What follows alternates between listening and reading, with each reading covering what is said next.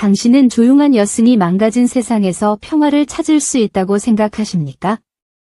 한 강력하고 부패한 장관이 그녀의 눈먼 스승의 손을 부쉈을 때 그는 자신의 계획이 완벽하다고 여겼습니다. 그는 자신이 이 나라에서 가장 위험한 여인을 깨웠다는 사실을 알지 못했죠. 하지만 진정한 살인자는 그저 시시한 조폭이 아니었습니다.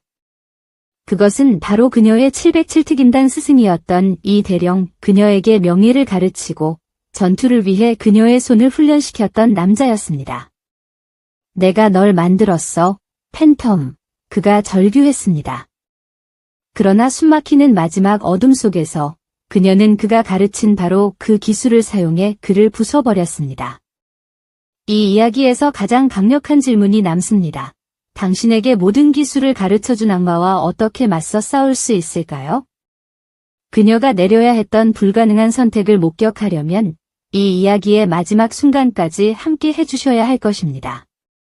이 대령은 자신의 권력과 부패, 그리고 맹세를 배신한 자신의 행위가 신성한 믿음과 명예까지도 짓밟을 수 있다고 믿었습니다. 만약 당신이 신뢰를 배신하고 약자를 학대하는 자들은 반드시 그 대가를 치러야 한다고 믿는다면 지금 바로 구독 버튼을 눌러주십시오. 오직 부패한 배신자들의 편에 서는 자들만이 이 채널을 외면할 것입니다. 그리고 지금 어디에서 이 이야기를 듣고 계신지 댓글로 남겨주시는 것도 잊지 마십시오. 자, 이제 이야기를 시작하겠습니다. 비승사의 공기는 차갑고 맑으며 고요했습니다. 멀리 계곡 바람이 스쳐 지나가는 소리, 화로 속 타는 소립의 탁소리, 그리고 단 하나의 강렬한 호흡 소리까지 모든 소리가 생생하게 전해졌습니다. 아름은 방석 위에 완벽하게 곧게 앉아 있었습니다. 그녀의 눈은 감겨 있었고 얼굴은 평온했지만 그 고요함은 나약함이 아니었습니다. 그것은 두 개 갇힌 불꽃이었습니다. 그녀는 좌선 중에 섬뜩할 정도로 무서운 집중력과 산 정상에서 잘 나온 무거운 얼음 통나무를 운반할 때 보여주는 초인적인 힘으로 사찰내에서 알려져 있었습니다. 아름은 이곳에 도착했을 때 이미 만신창이었던 전직 707특임대 대테러 첩보 요원, 별표 코드명, 팬텀, PHANTOM, 별표이었습니다. 그녀는 국가가 명령했던 깨끗하고 조용한 살에 인무들의 잔상에 괴로워했습니다. 온화하고 눈이 먼 큰 스님은 그녀에게 안식처를 내어주었습니다. 스님은 그녀에게 고요함은 항복이 아니라 준비라고 가르쳤습니다. 큰 스님은 근처에 앉아 계셨고 나이든 손은 대나무 피리 위에 가볍게 놓여 차가운 아침 햇살 속에서 연습을 시작하기를 기다리고 계셨습니다. 그는 이 사찰의 뿌리이자 평화를 구하는 모든 이들에게 안식을 주는 조용하고 친절한 분이었습니다. 아름에게 스님은 단순히 다시 살아가는 길을 찾게 해준 이유였습니다. 사찰문 밖에서 그 평화는 소음에 의해 질식당하고 있었습니다. 골짜기의 악당들은 대산 그룹의 사람들이었습니다. 그들의 대표는 단순한 사업가가 아니었습니다. 그는 암과 같았습니다. 그는 비승사 주변의 국립공원 부지를 조용히 사들이고 있었고 폭력과 뇌물로 거대한 고급 리조트 프로젝트를 강행하고 있었습니다. 그의 도구는 폭력배 출신과 불명예 제대한 군인들로 구성된 사설 경비 부대인 별표 볼도그즈, 별표이었습니다. 그들은 스님들의 잿빛 장삼과는 고의적으로 대비되는 으르렁거리는 불독 문양이 새겨진 어두운 녹색 재킷을 입고 있었습니다. 소음은 더욱 커졌습니다. 불도저가 땅을 긁는 굉음, 성난 남자들의 고함 소리, 그리고 쇠가 고대의 돌에 부딪히는 소리. 불독들은 최후의 대결을 위해 이곳에 온 것입니다. 아름의 눈이 번쩍 뜨였습니다. 그 평온함은 순식간에 차갑고 계산적인 경계심으로 대체되었고 현 스님은 그 모습을 너무나 잘 알고 계셨습니다. 아름아, 스님은 몸을 움직이지 않으시며 조용히 말씀하셨습니다. 소음은 지나갈 것이다. 그에 응하여 일어나지 마라. 스님, 그들이 된 문을 부수러 왔습니다. 아름은 낮고 단호한 목소리로 말했습니다. 그들은 멈추지 않을 것입니다. 그렇다면 우리는 기도로 그들을 맞이해야 한다. 스님은 대답하셨습니다. 비승사는 700년 동안 서 있었다. 이곳은 강철이 아니라 믿음 위에 서 있다. 아름은 잠시 망설였습니다. 전사의 본능이 비구니에 깨지기 쉬운 서약과 충돌했습니다. 그녀는 천천히 고개를 끄덕이며 방석에서 일어났고 스님이 천천히 주 법당 마당으로 걸어가는 것을 따랐습니다. 마당에는 서 대표 자신이 이끄는 20명의 불독 패거리가 기다리고 있었습니다. 서 대표는 값비싼 양복을 입은 뚱뚱하고 오만한 남자였고 은으로 장식된 지팡이를 들고 있었습니다. 불도저는 이미 수백 년 된 돌담을 뜯어내고 있었습니다. 당장 이 파괴 행위를 멈추십시오. 현 스님은 두 팔을 벌리고 앞으로 나서며 외쳤습니다. 이 땅은 보호받는 곳입니다. 이곳은 성지입니다. 서 대표는 축축하고 역겨운 소리를 내며 웃었습니다. 성지, 골칫덩어리지, 노인네. 우리는 허가증이 있어. 당신들의 낡은 오두막은 VIP 인피니티 풀이 될 거야. 당신과 당신의 비구니 한 명은 사라져야 해. 우리는 움직이지 않을 것입니다. 스님은 비승사의 가장 소중한 보물, 즉 사찰의 영혼인 귀한 고대 석가모니 불상 앞에 서서 단호하게 말했습니다. 서 대표는 지루하다는 듯이 머리를 짧게 밀고 목에 단검 문신을 새긴 선임 불독에게 신호를 보냈습니다. 문제부터 해결해. 서 대표는 명령했습니다. 불독은 스님을 건드리지 않았습니다. 그는 고통을 이해했습니다. 그는 바닥에 놓인 무거운 별표 쇠망치, 슬래지해머, 별표를 움켜쥐고 짐승 같은 포효와 함께 석가모니 불상의 가슴을 직접 내리쳤습니다. 쾅! 소리는 귀청이 터질 듯했고 역겨웠습니다. 불상의 거대한 조각이 떨어져 나가 내부에 있는 부서지기 쉬운 철골 구조가 드러났습니다. 현 스님은 자신의 고통이 아닌 비명소리를 내뱉었습니다. 그것은 영혼의 상처였습니다. 그는 필사적이고 마지막 보호 행위로 부서진 불상 위에 자신의 손을 올려놓으려 움직였습니다. 이것이 바로 범죄였습니다. 이것이 아름을 그녀의 서약에 묶어두었던 밧줄을 끊어버린 순간이었습니다. 멈춰. 아름의 목소리가 날카롭고 강렬하게 공기를 갈랐습니다. 불독은 어깨에 쇠망치를 올려놓은 채 돌아봤습니다. 서 대표는 쫓아내려는 듯 손을 흔들었습니다. 그냥 소리 지르는 비군이야? 신경 쓰지 마. 불독은 명령을 무시했습니다. 그는 부서진 불상 위에 놓인 현 스님의 떨리는 보호하는 손을 딱 한 번 쳐다봤고 최대의 피해를 입힐 기회임을 알았습니다. 그는 쇠망치를 머리 위로 높이 치켜들었습니다. 이게 내가 내는 마지막 소리가 될 거야. 늙은 유령아. 덩치가 으르렁거렸습니다. 쇠망치는 불상을 치지 않았습니다. 그것은 현 스님의 연약하고 나이든 손을 향해 무시무시한 힘으로 내리꽂혔습니다. 짧고 가는 비명소리가 뼈가 산산조각 나는 역겨운 콰드득 소리와 함께 끊어졌습니다.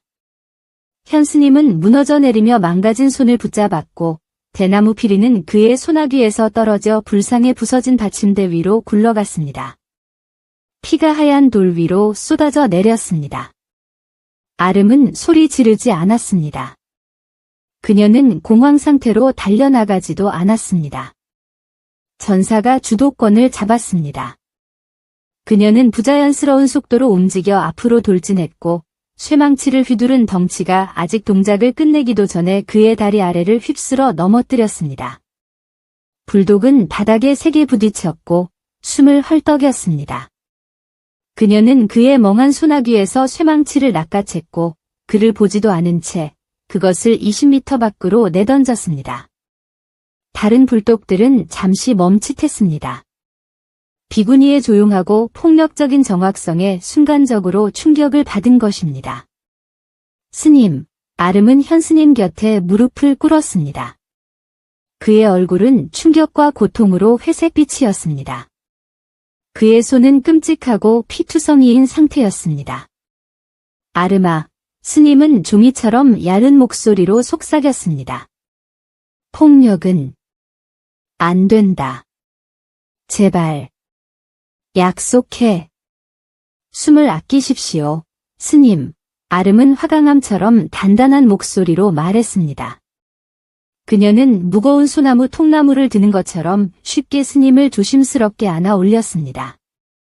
그녀는 서 대표에게 차갑고 살기 어린 시선을 보냈습니다. 만약 스님이 돌아가신다면 당신들 모두 그 뒤를 따르게 될 것입니다. 그녀는 눈을 검게 비우며 약속했습니다. 그녀는 현스님을 안고 마당을 벗어나 가장 가까운 길을 향해 산길을 내려갔고 충격을 받은 불독들을 그 자리에 얼어붙게 만들었습니다. 그들은 평화적인 시위만을 계획했지만 1인 1인 폭동은 예상하지 못했습니다. 현스님은 응급수술을 위해 급히 이송되었습니다. 진단은 암울했습니다. 심각하고 회복 불가능한 외상. 그의 손은 복구할 수 없을 정도로 으스러졌습니다. 그는 다시는 피리를 잡을 수 없을 것입니다. 그는 다시는 손을 사용할 수 없을지도 모릅니다. 불도저 소리가 처음 들렸을 때부터 아름 안에 쌓여왔던 분노가 마침내 해방구를 찾았습니다. 그녀는 피로 얼룩진 장삼을 벗어 던지고 더럽혀진 사찰로 돌아왔습니다. 해는 졌습니다. 차가운 산바람이 부서진 문들을 통해 휘몰아쳤습니다. 그녀는 곧바로 마당의 자네로 향했습니다. 쇠망치를 휘둘렀던 불독은 사라졌지만 그의 머리가 놓여있던 자리 밑에서 그녀는 한 조각의 증거를 발견했습니다. 스님의 피로 젖은 짙은 녹색 천조각. 그 천에는 불독 로고와 그 아래에 작고 독특한 5자리의 일련 번호가 수 놓여 있었습니다. 그녀는 자신과 스님만이 아는 고요한 안식처인 사찰에 숨겨진 정원으로 걸어갔습니다. 500년 된 고대 소나무 뿌리 아래 그녀는 무릎을 꿇었습니다. 그녀는 삽을 사용하지 않았습니다. 그녀는 손을 사용해 얼어붙은 흙과 뿌리를 헤집었고 마침내 작고 낡은 가죽 케이스를 꺼냈습니다. 케이스는 뻣뻣하고 차가웠습니다. 그녀가 케이스를 열자 그녀의 과거의 도구들이 드러났습니다. 그녀의 이름이 새겨진 707특임대 군번줄, 사악하게 휘어진 특수 쿠크리 나이프, 그리고 익숙하고 안심되는 무게의 소음기 장착 CZP-09 권총. 강철은 그녀의 손에서 차갑고 진실되게 느껴졌습니다. 아름은 조용하고 거대한 소나무 옆에 섰습니다. 그녀는 쿠크리 나이프를 사용해 비구니 두건 아래의 긴 머리카락을 빠르고 깨끗하게 잘라냈습니다. 두꺼운 검은 머리카락이 떨어져 나가 그녀의 머리는 전사처럼 드러나고 짧게 잘렸습니다. 그녀는 오래전에 숨겨두었던 검은 옷으로 갈아입었습니다. 군번줄은 목에 걸려 흉볼에 무겁게 자리 잡았습니다. 비구니 아름은 사라졌습니다. 별표 팬텀 PHANTOM 별표이 돌아왔습니다.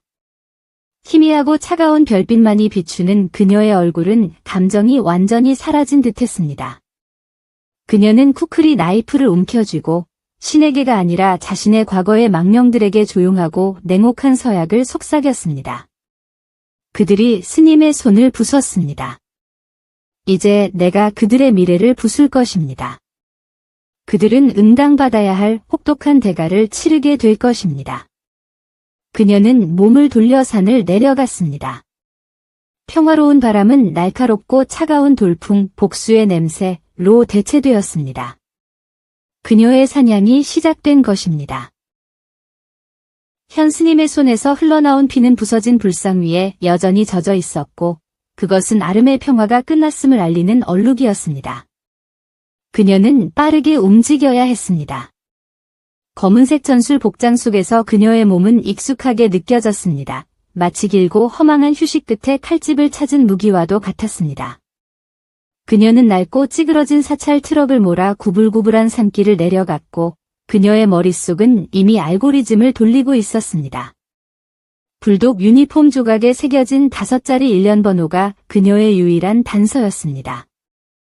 그 숫자는 급여 명단을 의미했습니다. 아름은 도시의 지저분한 구역에 있는 네온사인 불빛 아래 낡은 인터넷 카페 밖에 트럭을 세웠습니다.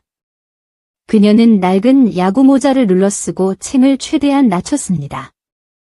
그녀는 정확히 누구에게 연락해야 할지 알고 있었습니다.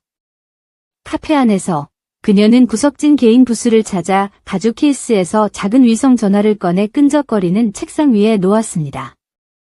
그녀는 단 하나의 암호화된 단축 번호를 눌렀습니다.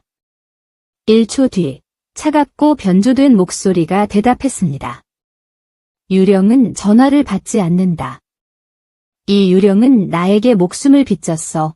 아름은 거친 목소리로 속삭였습니다. 팬텀에게 깨끗한 판이 필요해. 주변 게이밍 키보드에 미친 듯한 딸깍거림만이 가득한 긴 침묵이 흘렀습니다. 목소리가 다시 돌아왔습니다. 이제는 더 따뜻했지만 여전히 프로다웠습니다. 팬텀. 나는 내가 구름 위에서 명상하는 줄 알았지. 넌 지금 불을 요구하고 있어? 목표물은 뭐야? 그 목소리는 전 NIS 데이터 분석가였던 스펙터의 것이었습니다. 아름은 6년 전 그의 정체가 노출되었을 때 그를 확실한 처형 위기에서 구해냈습니다. 그는 이제 완전한 은둔 생활을 하는 유령 해커였습니다. 아름은 1년 번호가 있는 불독 유니폼 조각에 압축된 이미지를 그에게 전송했습니다.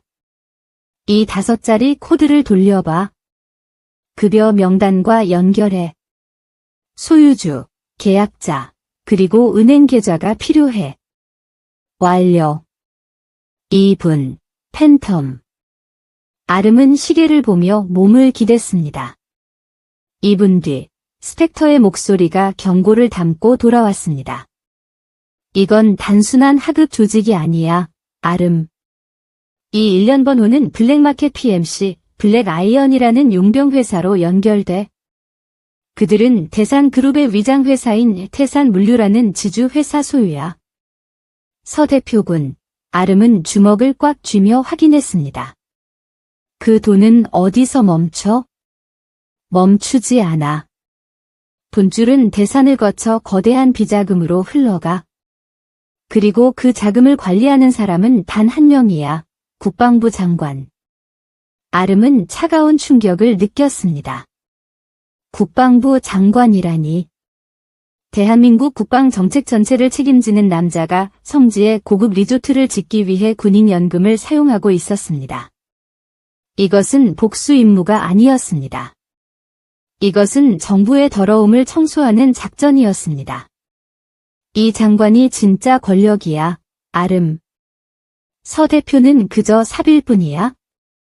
내가 이걸 건드리면 넌 전체 지휘 체계를 건드리는 거야. 스펙터가 경고했습니다. 그들이 스승님의 손을 부쉈어. 아름은 담담하게 대답했습니다.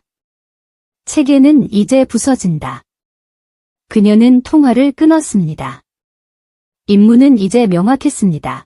계약자, 서 대표를 무력화하고 정치인, 장관을 폭로하며 장관이 분명히 부를 군 헌병대를 피해야 했습니다.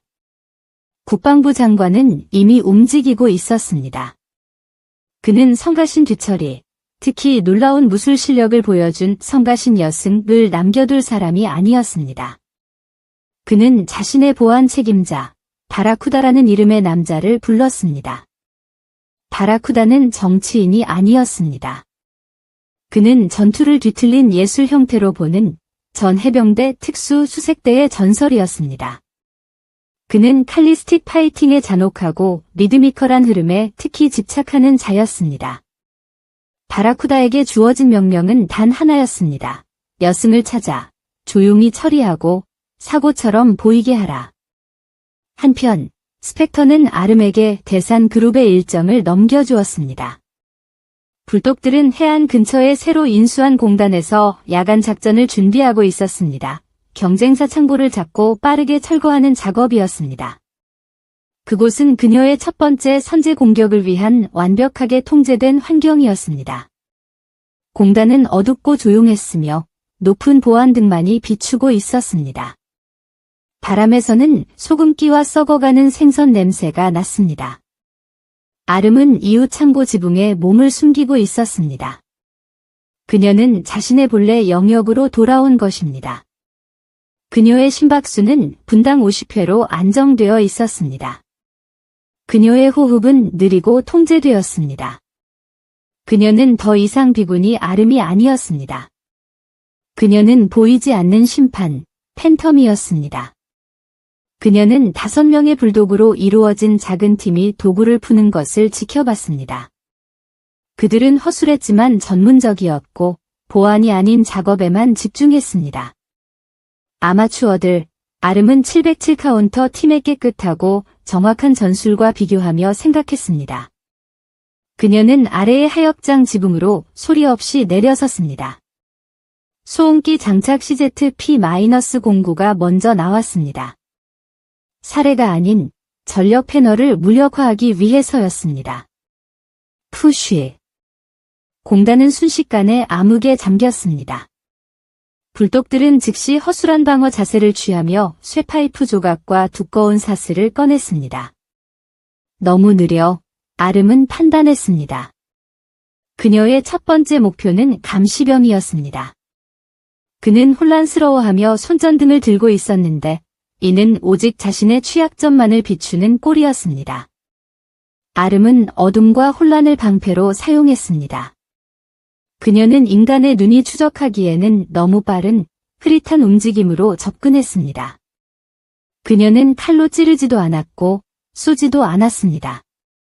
그녀는 바닥에 놓여있던 강철 파이프 조각을 사용했습니다. 그녀는 그의 무릎 뒤를 가격했고 신경다발에 완벽하고 깨끗한 일격을 가했습니다. 감시병은 극심한 고통의 충격으로 즉시 쓰러졌고 다리를 붙잡은 채 소리를 내지 못했습니다. 나머지 4명은 둔탁한 소리를 들었습니다. 뭐였어? 한 명이 소리쳤습니다. 아름은 본대 쪽으로 움직였습니다. 쿠크리 나이프는 오늘 밤 심리적인 무기였습니다. 그녀는 바닥에서 두꺼운 산업용 로프 다발을 움켜쥐고 싸움에 뛰어들었습니다. 두 번째 불독이 곤봉처럼 쇠파이프를 휘둘렀습니다. 아름은 막는 대신 옆으로 비껴서며 공격을 맞받아쳤습니다. 그녀는 쿠크리 나이프의 손잡이 끝을 그의 가슴 중앙에 박아 넣었습니다. 치명적이지는 않지만 무력화시키는 일격이었습니다. 그가 숨을 헐떡이는 순간 그녀는 그의 다리 주위에 로프를 휘감아 단단히 당겼습니다. 그는 콘크리트 바닥에 머리를 세게 부딪히며 쓰러졌습니다.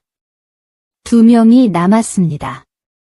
그들은 이제 겁에 질려 어둠 속으로 눈을 쏘아대고 있었습니다. 세 번째 불독은 필사적으로 그녀를 붙잡으려 했습니다. 그는 근육질의 산과 같은 덩치였습니다. 아름은 그의 귀 바로 아래에 있는 혀를 손가락으로 눌렀고 동시에 무릎을 그의 명치에 박아 넣었습니다. 근육은 기능을 잃었습니다. 그는 구토하며 무너졌고 그의 거대한 몸은 무용지물이 되었습니다. 마지막 불독은 그의 팀 전체가 바닥에 무력하게 누워있는 것을 보았습니다. 그는 도망치기 위해 몸을 돌렸습니다. 아름은 그를 뒤쫓지 않았습니다. 그녀는 짧은 쇠파이프 조각을 움켜쥐고 무게를 잰 후 전문가의 완벽한 회전력을 담아 던졌습니다. 쇠파이프 조각은 끝없이 회전하며 불독의 발목을 향해 끔찍한 딸깍 소리와 함께 명중했습니다. 그는 발목뼈가 산산조각 나는 고통의 비명을 지르며 포장도로에 쓰러졌습니다. 4명, 30초 모두 무력화되었습니다. 총격 없음. 사망자 없음. 팬텀은 잔혹하고 효율적인 교훈을 남기고 돌아온 것입니다. 아름은 4명 모두를 단단히 케이블 타이로 묶었습니다. 그리고 전술 주머니에서 펜과 메모지를 꺼냈습니다. 그녀는 빠르게 움직여 대산 그룹이 저지르고 있는 토지 사기 계획을 상세히 담은 4개의 동일한 메모를 작성하고 각자의 가슴에 하나씩 핀으로 고정했습니다. 여기서 그녀의 임무는 끝났습니다. 이것은 단지 선전포고였습니다. 그녀는 창고 지붕 위로 올라가 수평선을 훑었습니다. 진정한 위협인 바라쿠다의 흔적을 찾기 위해서였습니다. 그녀는 장관이 몇 명의 깡패로 멈추지 않을 것임을 알고 있었습니다. 진정한 사냥꾼이 오고 있었습니다. 그녀는 어둠 속으로 녹아들었고 4명의 묶인 불독들이 차가운 밤에 조용히 비명을 지르도록 내버려 둔 채 사라졌습니다. 그들의 불법 작전은 경찰에 의해 폭로될 것입니다. 그녀의 첫 번째 공격은 성공했지만 그녀는 안전하지 않았습니다. 그녀는 진정한 적의 시선이 자신을 지켜보고 있음을 느꼈습니다. 그녀는 스펙터에게 다음 작전 훨씬 더 큰 덫을 지시해야 했습니다. 아름은 불독들을 어두운 공단에 묶어둔 채 팬텀의 귀환을 증명했지만 이제 진짜 전쟁은 시작되었습니다. 그녀는 고위 목표물들 서 대표와 부패한 국방부 장관을 공격해야 했습니다. 유령 해커 스펙터는 다음 작전을 준비했습니다. 장관과 서 대표가 오늘 밤 초고층 국방산업갈라에 참석해 스펙터가 보고했습니다. 30층 높이의 정부 소유 빌딩이야. 그들을 체포하기에 완벽해. 아름, 그것은 황금 세장이야. 하늘 높이 솟은 빠져나갈 수 없는 황금 세장. 그것이 궁극적인 목표였습니다. 아름은 도시의 구름을 꿰뚫고 있는 매끈한 유리 타워를 올려다봤습니다. 그녀에게 초대장은 없었습니다. 그녀에게는 필요하지 않았습니다. 초고층 빌딩 아래 서비스 골목에서 아름은 더 이상 침묵하는 암살자가 아니었습니다. 그녀는 청소부 직원이었습니다. 낡은 야구 모자 아래 머리를 숨기고 크고 색이 바랜 회색 유니폼을 입었습니다. 쿠크리 나이프는 등 뒤 아래에 테이프로 고정되어 있었습니다. 소음기 장착 CZ 권총은 공구 벨트 아래에 단단히 숨겨져 있었습니다. 그녀는 물과 걸레가 담긴 낡은 플라스틱 양동이를 들고 있었습니다. 그녀는 정직한 노동을 하는 사람 특유의 피곤하고 눈에 띄지 않는 자세로 움직였습니다. 완벽한 위장이었습니다. 아무도 비구니를 보지 못했습니다. 아무도 팬텀을 보지 못했습니다. 그들은 오직 노동자만을 보았습니다. 그녀는 갈라 준비로 인한 시끄럽고 분주한 에너지를 이용해 주보안 검색대를 지나쳤습니다. 엘리베이터를 타는 시간은 길었습니다. 그녀는 메인 행사장 바로 아래 서비스층인 29층에서 내렸습니다. 그녀는 난방 및 환기 시스템실로 빠르게 이동했습니다. 공기는 뜨겁고 시끄러웠으며 곰팡이 낀 먼지와 오존 냄새가 났습니다. 그녀는 공구 벨트에서 낡은 렌치를 꺼내 유지 보수용 덕트 덮개의 볼트를 풀기 시작했습니다. 갑자기 낮고 무미건조한 목소리가 기계 소음을 뚫고 들려왔습니다. 비구니는 서비스 계단을 이용할 거라고 들었는데 환기구는 영리하군. 하지만 아쉽게도 이미 예약이 되어 있어. 아름은 얼어붙었습니다. 그녀는 뒤돌아보지 않았습니다. 복도의 밝은 빛 속에 그림자처럼 서 있는 마른 나무처럼 단단하고 날렵한 남자가 있었습니다. 이 남자가 바로 바라쿠다, 장관의 보안 책임자이자 전 해병대 특수수색대 전문가였습니다. 그는 검은색 아탄 막대기 한 쌍, 그의 집착인 칼리스틱 파이팅의 도구를 들고 있었습니다. 내 팀을 쳤더군. 바라쿠다는 차갑고 생기 없는 눈으로 말했습니다. 그들을 썩은 고기처럼 묶어뒀지? 비구니, 그건 무례한 첫 움직임이었어. 당신은 눈먼 스승의 손을 부쉈어. 아름은 목소리를 낮추며 대답했습니다. 그것이 마지막 움직임이었다. 바라쿠다는 포식자 같은 이빨을 빠르게 번쩍이며 비웃었습니다. 종교는 항상 말이 많지? 하지만 707특임대 첩보 요원은 쿠크리 나이프를 사용하지 않아. 그들은 정밀함을 사용하지. 당신은 느려졌어, 아름. 기도를 너무 많이 했군. 바라쿠다는 막대기가 아닌 몸으로 돌진하며 유지 보수실 문을 걷어차 닫았고 방을 어둠 속에 가두었습니다. 그는 그녀가 침묵하는 CQC의 대가임을 알고 있었습니다. 그는 싸움의 조건을 바꾸고 싶었던 것입니다. 아름은 즉시 반응하여 첫 번째 막대기 공격을 피하고 환기 덕트 입구 안으로 몸을 굴렸습니다. 그녀는 좁고 먼지 가득한 금속 통로 속으로 몸을 구겨 넣었습니다. 그녀가 가진 유일한 엄폐물이었습니다. 도망쳐라, 작은 쥐야. 바라쿠다는 으르렁거리며 덕트 안으로 그녀를 따라 들어왔습니다. 싸움은 추악하고 필사적이었습니다. 도시 위 30층 높이, 좁고 귀청이 터질 듯한 금속관 속에서 벌어졌습니다. 바라쿠다의 칼리스틱은 근접 전투에 완벽했고 마치 성난 뱀처럼 튀어나왔습니다. 휘, 좌. 가격은 금속에 부딪혔고 작은 공간에 귀가 먹먹할 정도의 소리를 울렸습니다. 아름은 총을 사용할 수 없었습니다. 나이프도 거의 쓸 수 없었습니다.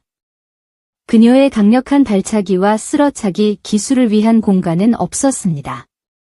이것은 순수하고 필사적인 방어였습니다. 그녀는 팔뚝을 이용해 빠르고 잔혹한 공격을 막았고 충격은 그녀의 가슴 속 공기를 흔들었습니다. 그녀는 덕트 덮개의 금속 모서리를 움켜쥐고 그 추진력을 이용해 몸을 완전히 뒤집었고 바라쿠다를 잠시 방어 태세로 몰아넣었습니다. 여전히 강하군. 바라쿠다는 짧은 숨을 몰아쉬며 으르렁거렸습니다. 하지만 예측 가능해. 그는 공격을 몰아붙였고 그녀의 왼쪽 어깨와 다리를 때렸습니다. 퍽. 아름은 비명을 참았습니다. 그녀는 부상을 입었습니다. 일주일 전보다 느려졌습니다. 그녀의 고립은 대가를 치르게 했습니다. 바라쿠다는 그녀의 머리를 향한 마무리 일격을 위해 두 막대기를 높이 치켜들었습니다. 아름은 얼굴 근처에 있는 작은 빨간 버튼, 덕트의 화학 소화 시스템 방아쇠를 보았습니다. 그녀에게 아이디어가 떠올랐습니다. 빠르고 필사적인 방법이었습니다. 그녀는 막대기가 자신의 머리를 향해 떨어지도록 내버려 두었고 바라쿠다에게는 승리했다는 헛된 느낌을 주었습니다. 그러고 나서 바로 마지막 순간에 그녀는 자신의 모든 체중을 빨간 버튼에 실어 던졌습니다. 크고 쉬익거리는 굉음이 덕트 안을 가득 채웠습니다. 차갑고 밀도가 높은 흰색 화학 거품이 노즐에서 분출되어 좁은 통로를 가득 채웠습니다. 이 거품은 산소 없이 불을 진압하도록 설계되었지만 열감지 흔적 또한 차단했습니다. 바라쿠다의 막대기는 거품이 그를 집어삼키는 순간 빈 금속에 부딪혔습니다. 그는 그녀를 볼 수 없었습니다. 그는 그녀의 열을 추적할 수 없었습니다. 이미 부상당한 아름은 밀도 높은 거품을 통해 자신을 뒤로 밀어냈고 덕트 반대편으로 빠져나왔습니다. 그녀는 콜록이며 30층 서비스 복도 바닥에 떨어졌고 왼쪽 어깨에 극심한 통증이 느껴졌습니다. 그녀는 뒤를 힐끗 봤습니다. 바라쿠다는 여전히 거품 속에 갇혀 좌절하며 포효하고 있었고 그의 마무리 일격은 낭비되었습니다. 그녀는 부상당했지만 살아남았습니다. 갈라는 시끄럽고 화려했습니다. 부드러운 재즈 음악과 값비싼 웃음소리가 거대한 무도회장을 채웠습니다. 대산 그룹 CEO 서 대표는 고도의 안전함 속에서 뚱뚱한 방위산업 계약자와 웃고 있었습니다. 아름은 어둠과 침묵하는 정밀함을 이용하며 서비스 복도를 통해 보안팀을 우회했습니다. 그녀는 무도회장 출구 근처에서 서 대표를 발견했습니다. 그는 전화를 받고 있었는데 기습으로 인한 짧은 지연 때문에 분명 초조해하고 있었습니다. 그녀는 돌진하는 뱀보다 빠르게 움직였습니다. 그녀는 그의 두꺼운 목에 팔을 걸고 그가 소리도 내기 전에 어두컴컴한 복도 뒤쪽으로 끌어당겼습니다. 서 대표는 몸부림쳤고 그의 전화기가 바닥에 떨어졌습니다. 누구야? 아름은 그의 후두부를 팔뚝으로 눌러 그의 숨통을 끊었습니다. 그녀는 말로 시간을 낭비하지 않았습니다. 그녀는 그를 벽에 단단히 밀어붙였고 그녀의 눈은 그의 눈을 불태우는 듯 바라봤습니다. 그녀는 스펙터가 준 작은 녹음기를 꺼냈습니다. 그리고 전술 벨트에서 작고 특수화된 음성 변조기를 꺼냈습니다. 그녀는 그것을 켜고 낮고 권위적인 남성의 목소리, 국방부 장관의 목소리로 설정했습니다. 말해, 아름은 변조된 목소리로 명령했습니다. 연금과 토지 매입에 대한 모든 것을 말해. 당장 말해. 아니면 넌 떨어질 거야. 서 대표의 눈은 공포로 커졌습니다. 그는 장관 자신이 이곳에 와서 자신을 배신했다고 생각했습니다. 그는 모든 것을 자백했습니다. 그는 이름, 은행 경로, 그리고 돈의 흐름을 모두 자백했습니다. 녹음기는 모든 떨리는 단어를 기록했습니다. 아름은 그가 숨을 쉴 수 있을 만큼만 그의 목을 풀어주었지만 그의 다리는 주체할 수 없이 떨리고 있었습니다. 당신은 사찰과 스승님의 손을 부쉈어. 아름은 이제 자신의 목소리로 차갑고 명료하게 말했습니다. 당신은 스승님이 느꼈던 공포를 알게 될 거야. 그녀는 공급수레에서 장식용 조명 와이어를 한 뭉치 움켜쥐었습니다. 그녀는 서 대표를 끌고 도시를 내려다보는 거대한 방음 파노라마 창문으로 향했습니다. 무시무시한 속도로 그녀는 와이어를 그의 손목과 몸통에 감았고 그것을 무거운 장식용 황동 난간에 고정시켰습니다. 그녀는 그를 창밖으로 끌어올려 순수한 날 것 그대로의 공포 속에서 비명을 지르게 하며 매달았습니다. 그들이 당신을 여기서 찾을 겁니다. 아름은 유리창에 손바닥을 대고 약속했습니다.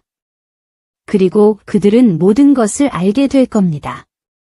그녀는 서 대표를 도시 상공에 매달아 두었습니다. 부패에 대한 공포에 질려 비명을 지르는 희생양으로. 그녀는 부상을 입었지만 고백을 얻었습니다. 함정은 이제 막 시작되었음을 알기에 팬텀은 미끄러지듯 사라졌습니다. 장관은 곧 그의 꼭두각시가 배신했음을 알게 될 것이고 팬텀은 이제 뱀의 머리를 노릴 것입니다. 아름은 서 대표를 30층 높이의 도시 위에 매달아 두었고 그의 자백과 장관의 몰락에 대한 약속을 손에 쥐었습니다. 하지만 그녀는 뱀의 몸통을 치는 것은 머리를 더 격렬하게 움직이게 할 뿐이라는 것을 알고 있었습니다. 스펙터는 장관의 움직임을 추적했습니다. 장관은 해외로 도주하는 것이 아니었습니다. 그는 훔친 자산을 수거하고 증거를 파괴하기 위해 마지막 장소에 들르는 중이었습니다. 그가 낡은 폐쇄된 군 벙커로 가고 있어 팬텀, 아름의 이어피스에서 스펙터의 목소리가 터져 나왔습니다. 해안 사격장 근처에 있는 곳이야. 그가 훔친 자금과 마스터 플랜을 그곳으로 가져가고 있어. 그곳이 그의 마지막 청소 장소야. 벙커라. 아름은 거친 목소리로 확인했습니다. 매장하기에 완벽한 장소군. 그녀는 새벽녘 어둠 속을 뚫고 무거운 사찰 트럭을 몰아 낡은 콘크리트 군사시설에 숨겨진 입구 근처에 차를 세웠습니다. 스펙터가 외부 감시 시스템을 비활성화했지만 공기는 무겁고 차갑게 느껴졌습니다. 군인의 본능이 이곳이 함정임을 그녀에게 경고했습니다. 그녀는 벙커 외부 방어 시설에 텅 비어 메아리 치는 터널들을 조용히 조심하며 움직였습니다. 그녀는 머리 위에서 들리는 무거운 엔진 소리를 들었고 이어서 헬리콥터가 하강하는 강렬하고 회오리치는 두둥두둥두둥 소리를 들었습니다. 아름은 차갑고 축축한 콘크리트 벽에 몸을 바짝 붙였습니다. 표식이 모두 제거된 거대한 검은색 군용 헬리콥터가 벙커의 착륙장에 거칠게 내려앉았습니다. 회전 날개의 바람이 먼지와 모래를 벽에 세차게 때려 박았습니다. 완전 무장한 검은 복장의 PMC, 프라이버트 밀러테리 컨트랙터, 용병들이 줄을 타고 내려왔고 오싹하고 프로페셔널한 침묵 속에서 움직였습니다. 그때 헬리콥터에서 한 인물이 걸어 나왔습니다. 완벽하게 맞춘 어두운 제복을 입은 키 크고 강력한 남자였습니다. 아름은 숨을 들이켰습니다. 그녀는 권총을 떨어뜨릴 뻔했습니다. 그는 바로 이 대령, 그녀의 전 지휘관이자 멘토였습니다. 군사학교에서 그녀를 발탁하여 707대 테러 첩보 요원으로 훈련시켰던 남자였습니다. 그는 그녀의 기술, 그녀의 약점, 그리고 그녀의 영혼의 진정한 깊이를 아는 유일한 사람이었습니다. 이 대령은 거짓 안도감이 새겨진 얼굴로 벙커 입구를 향해 걸어갔습니다. 그는 포식자의 노련한 눈으로 터널을 훑어보았습니다. 아름, 팬텀, 그의 목소리가 확성기를 통해 크게 울려 퍼졌습니다. 나, 이 대령이다. 널 구출하러 왔다. 국가는 자산을 보호해야 해. 넌 충분히 했어. 이제 나와. 상황이 더 악화되기 전에 아름은 숨어 있었습니다. 군번줄이 가슴에 닿아 무거운 리듬으로 심장이 뛰고 있었습니다. 그가 뱀의 머리예요. 그녀는 스펙터에게 속삭였습니다. 뭐라고? 이 대령이? 말도 안 돼, 아름. 그는 국가적 영웅이야? 그가 진짜 꼭두각시 조종자예요. 아름은 단호하게 말했습니다. 장관과 서 대표는 단지 그의 돈을 세탁하고 있었을 뿐이야? 그는 모든 것을 정리하고 구세주처럼 보이려고 이 모든 상황을 연출했어. 그녀는 이 대령이 PMC 용병들에게 지시하는 것을 지켜봤는데 그들은 실종된 장관이 아닌 벙커의 내부 시스템 쪽으로 향하고 있었습니다. 그들은 모든 디지털 증거를 지우기 위해 온 것입니다. 이 대령이 웃었습니다. 마지막 10년의 신뢰를 무너뜨리는 차갑고 잔혹한 표정이었습니다. 내가 보이는군, 아름. 넌 항상 너무 똑똑했어. 너무 많이 알고 있어. 아름은 그림자 밖으로 걸어 나왔습니다. 당신은 당신의 맹세를 깼습니다. 대령님. 맹세는 약한 자들을 위한 것이다. 아름아, 이 대령은 비웃으며 확성기를 내던졌습니다. 권력이 현실이지. 내가 너에게 목적을 주었고, 내가 너에게 힘을 주었어. 이제 내가 그것들을 되찾겠다. 그는 PMC 팀에게 신호했습니다. 완전 무장한 10명의 용병들이 즉시 아름을 에워쌌고 그들의 돌격 소총은 올라갔으며 안전장치가 일제히 풀리는 소리가 났습니다. 내가 내 손을 쓰게 만들었구나, 아이야. 이 대령은 진심으로 후회하는 듯 한숨을 쉬었습니다. 내게 새로운 계약을 제안하려 했는데. 하지만 이제 넌 처형되어야 한다. 넌 너무 위험해졌어. 너무 정의로워졌지. 당신이 처형될 겁니다. 대령. 아름은 재킷에서 성광탄을 꺼내며 그를 바로잡았습니다. 나에게가 아니라 당신이 배신한 이 나라에 의해서. 그녀는 안전핀을 뽑았습니다. 성광탄은 눈을 멀게 하고 귀를 먹먹하게 하는 하얀 폭발과 함께 터졌습니다. PMC 팀은 비명을 질렀고 그들의 야간 투시경은 과부하되었으며 귀는 격렬하게 울렸습니다.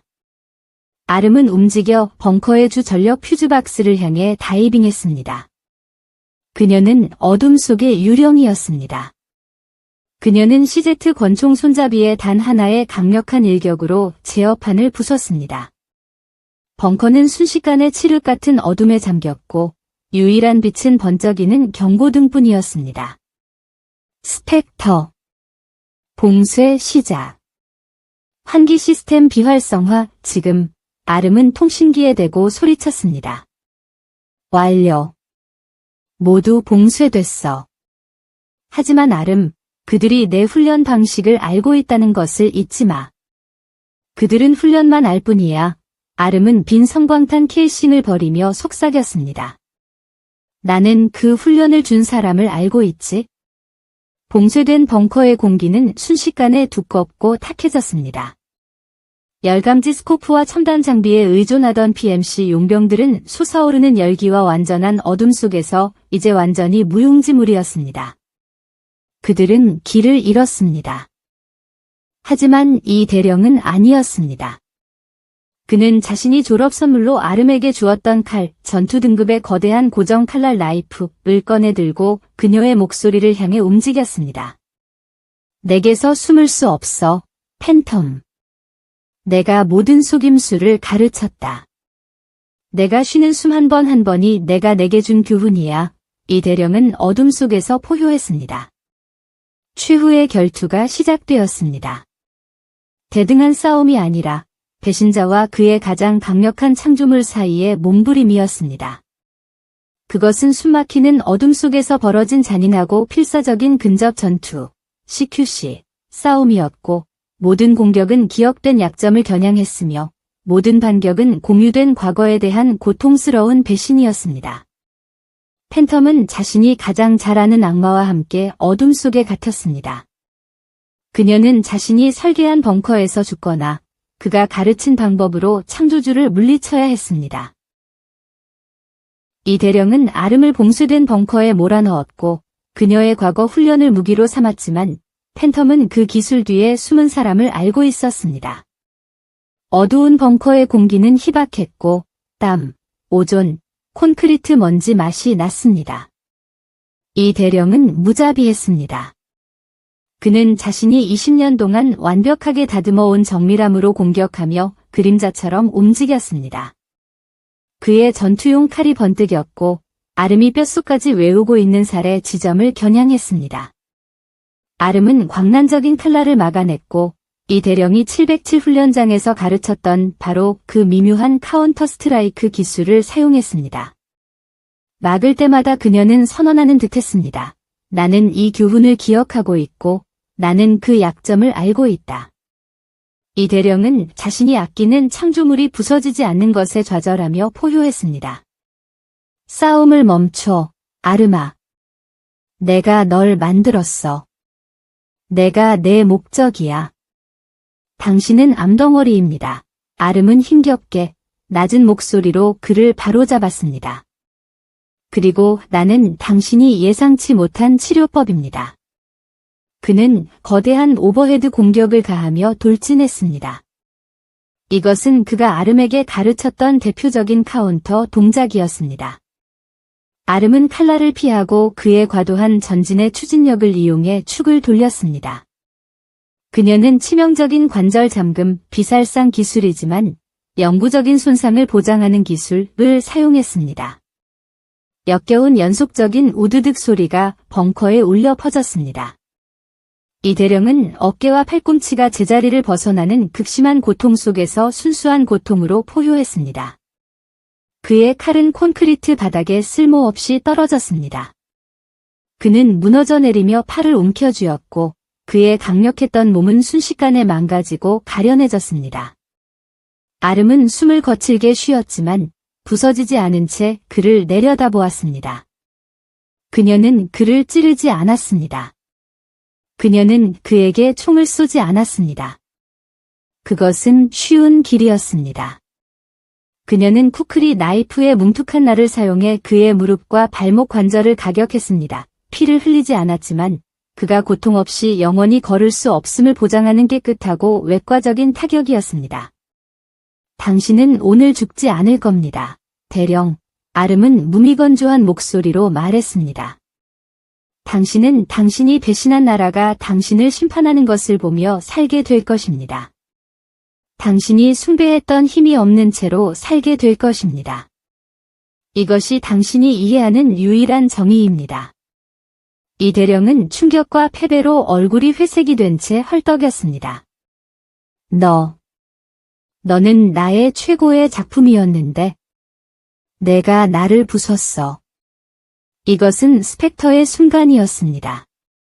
팬텀. 최종 시퀀스 실행. 실시간 전송합니다. 아름은 자신이 확보한 군용 통신 장치의 버튼을 클릭했습니다. 벙커 상공의 교신이 끊긴 공중에서 비상위성 통신은 즉시 신호를 포착했습니다. 스펙터의 바이러스는 이 대령의 자백, 금융장부, 그리고 장관의 범죄를 군보한 네트워크, 전국 뉴스, 그리고 모든 주요 온라인 포털 등 사용할 수 있는 모든 화면에 주입했습니다. 거대한 디지털 쓰나미 같은 진실이 대한민국을 강타했습니다. 벙커 안, 작고 먼지 낀 비상 모니터가 깜빡이며 켜졌습니다. 이 대령은 익명의 뉴스 앵커가 자신의 목소리를 방송하는 것을 소름 끼치는 침묵 속에서 지켜보았습니다. 사기, 반역, 그리고 비승사 사찰에 대한 잔혹한 공격을 자백하는 목소리였습니다. 상상할 수 없는 배신, 고위군 관계자인 이 대령이 대산 그룹 스캔들의 배후 조종자였으며 수십억 원의 군인 연금을 유용했습니다. 이 대령은 포효했습니다. 그것은 완전한 파괴의 날 것 그대로의 짐승 소리였습니다. 그의 권력, 그의 이름, 그의 삶 모든 것이 하나의 굴욕적인 방송 속에서 무너져 내렸습니다. 멀리서 사이렌 소리가 울려 퍼졌습니다. 진짜군 헌병대와 NIS 팀이 마침내 오고 있었습니다. 어둠과 스캔들의 충격을 받고 혼란에 빠진 PMC 용병들은 이미 항복하고 있었습니다. 아름은 자신의 멘토를 마지막으로 한 번 더 내려다보았습니다. 그녀는 피 묻은 쿠크리 나이프를 그의 부러진 손 근처 콘크리트 바닥에 떨어뜨렸습니다. 그녀는 더 이상 복수의 무기를 원하지 않았습니다. 그녀는 해야 할 일을 해냈습니다. 그녀는 몸을 돌려 서비스 터널 속으로 녹아들었습니다. 안녕히 가십시오, 대령. 그녀는 속삭였습니다. 그녀는 시설 밖으로 이어지는 정비 배수구를 찾아 빠져나갔고 첫 NIS 특수팀이 벙커 문을 부수고 들어오는 순간 미끄러지듯 사라졌습니다. 이 대령은 부서진 모니터 옆에서 오열하는 모습으로 발견되었고 그의 유산은 이미 먼지가 되어 있었습니다. 몇 주 후 도시는 군부와 정치적 파문으로 여전히 몸살을 앓고 있었습니다. 장관은 구금되었습니다. 대산 그룹은 해체되었습니다. 현 스님은 조용한 병실에 누워 계셨습니다. 그의 손은 두껍게 붕대가 감겨 있었지만 그의 눈빛은 평화로웠습니다. 평범한 사복과 넓고 어두운 모자를 쓴 아름이 그의 병실로 몰래 들어왔습니다. 그녀는 자신을 밝히지 않고 조용히 말했습니다. 스님, 이제 안전하십니다. 비승사는 재건될 것입니다. 그녀는 두꺼운 밀봉된 봉투를 스님의 침대 옆 탁자에 놓았습니다. 그 안에는 이니셜 A만 서명된 쪽지, 압류된 자산으로 사찰에 기부하는 거액의 수표, 그리고 깨끗한 통장이 들어 있었습니다. 그녀의 임무는 완료되었습니다. 그녀는 약속을 지켰습니다. 그녀는 스님이 대답하기 전에 떠났고 자신의 과거에 마지막으로 문을 닫았습니다. 몇 달이 지났습니다.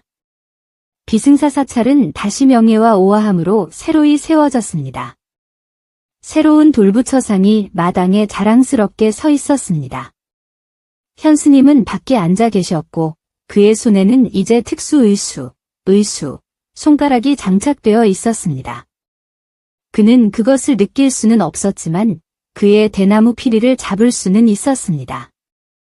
음악은 조용했지만 완벽했습니다. 멀리 떨어진 분주한 어시장에서 공기는 상인들의 고함 소리와 바다 냄새로 가득했습니다. 아름은 사라졌습니다. 그 자리에 그녀 대신 단순한 천모자를 쓴 조용하고 익명의 여인이 있었습니다. 그녀는 멈춰서서 나이든 상인이 무거운 게 상자를 드는 것을 말없이 도왔습니다. 그녀의 손은 여전히 훈련의 흉터가 있었지만 흔들림 없이 강했습니다. 상인은 그녀에게 따뜻하게 감사했습니다. 아름은 평화라는 궁극적인 대가를 치른 여인의 얼굴로 작고 먼 미소를 지었습니다. 그녀는 모자챙을 눈 아래로 더 깊숙이 눌러쓰고 걸어갔고 군중 속으로 사라졌습니다. 그녀는 별표 강철 연꽃, 아이언 로터스, 별표이었습니다. 보이지 않고 이름이 없지만 영원히 조용한 정의를 지키는 파수꾼이었습니다. 그녀의 이야기는 끝났지만 그녀가 가져온 조용한 정의는 계속해서 살아 숨쉴 것입니다.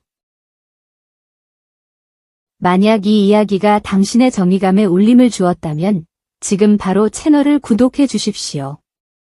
그렇게 함으로써 당신은 이처럼 더욱 강력하고 진실된 이야기들이 계속해서 세상에 나올 수 있도록 도와주시는 것입니다.